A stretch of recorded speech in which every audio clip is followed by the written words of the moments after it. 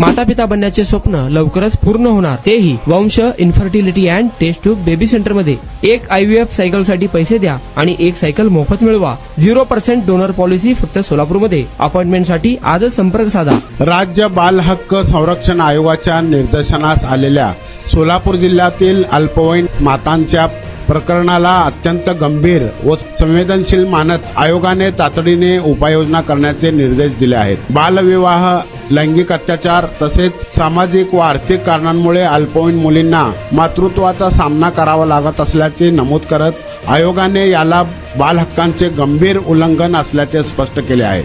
या पार्श्वभूमीवर जिल्हाधिकाऱ्यांच्या मार्गदर्शनाखाली महिला व बाल विकास, आरोग्य, पोलीस आणि शिक्षण विभागांचे संयुक्त विशेष पथक स्थापन करण्याचे आदेश देण्यात आले आहेत।